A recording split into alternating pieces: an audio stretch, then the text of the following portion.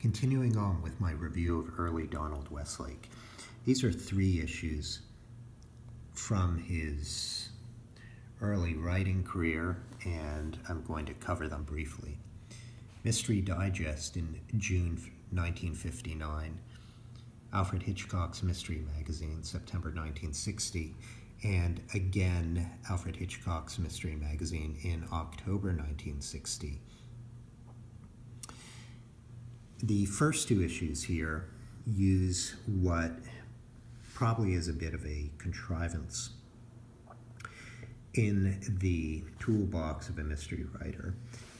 The reader is led to have sympathy with the protagonist, and the very last sentence of the story shows that the reader has been misdirected, and the protagonist is actually the antagonist.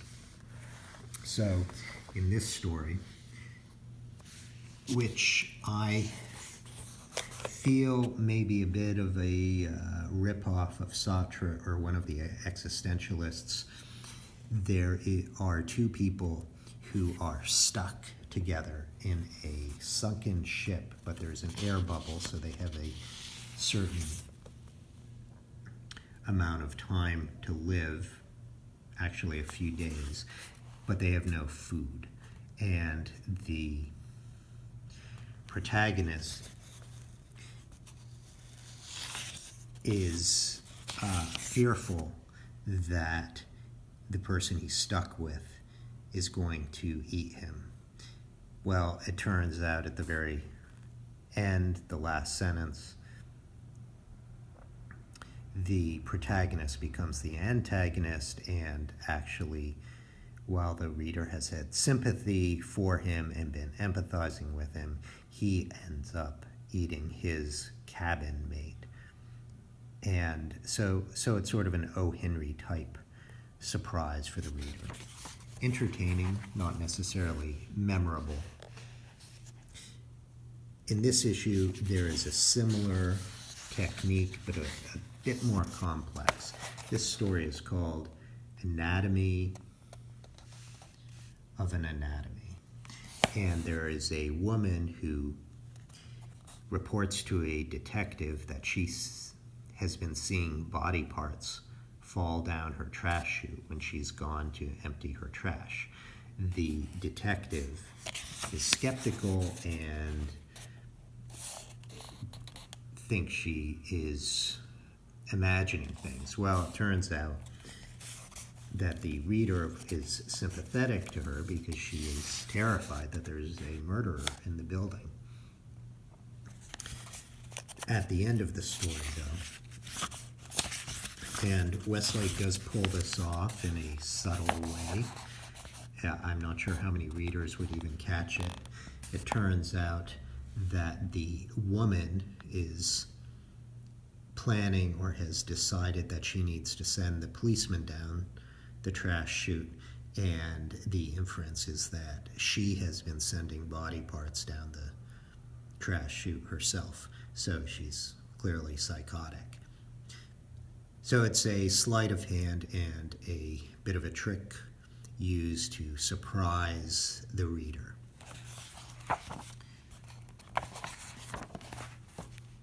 This issue has much more substance. There is a novelette about a detective named Levine, and I'm familiar enough with Westlake's books that it occurred to me he had a novel named Levine. And indeed, when I Googled it, he does, and there are apparently 4 novelettes with this police officer, and they were collected into a book. This is a great illustration, and basically the story is that there is a guy threatening to jump. The policeman has to talk him down.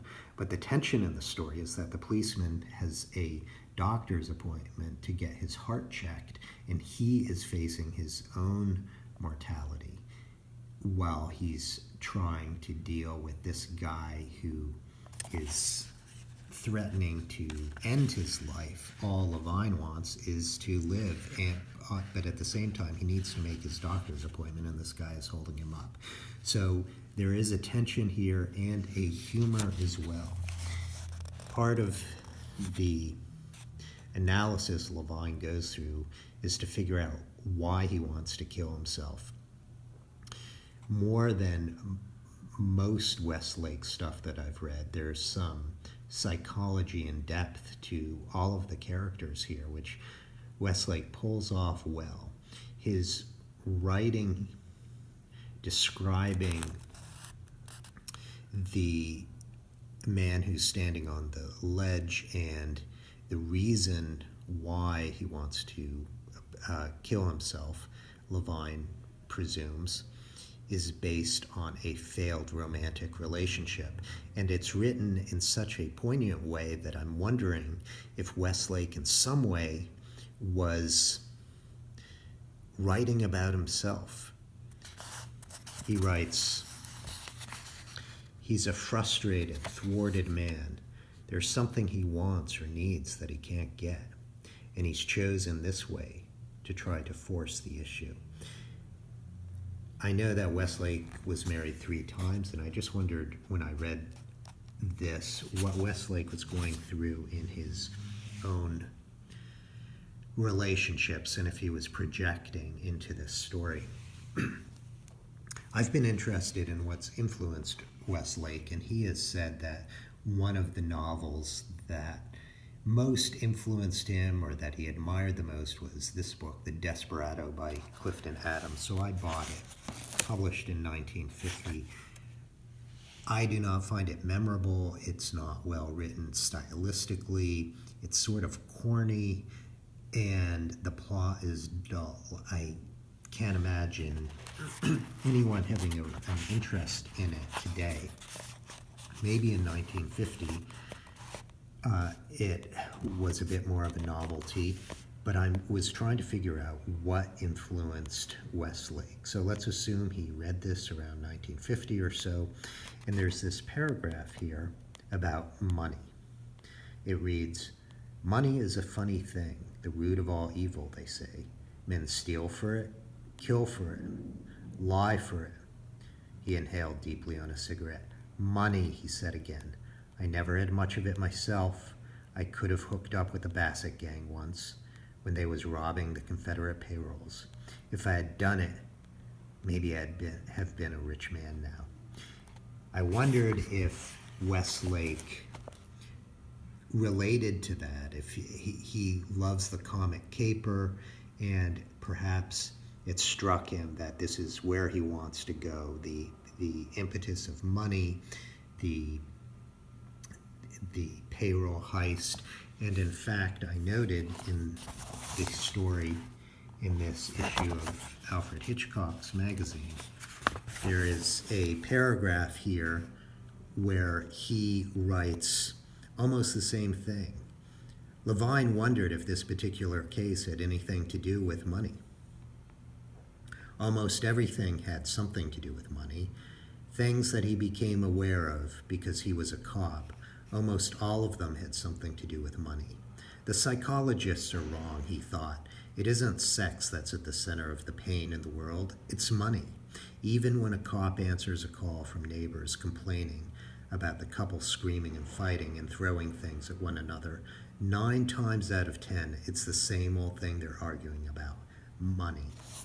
So I'm guessing that Westlake really was taken by the motivation of the character in this book, and that was something he wanted to run with. And in this issue, where he develops the Levine character, he made a huge stride in developing the psychology of motivation. So 3 early stories by Donald Westlake, and a book that apparently influenced Westlake.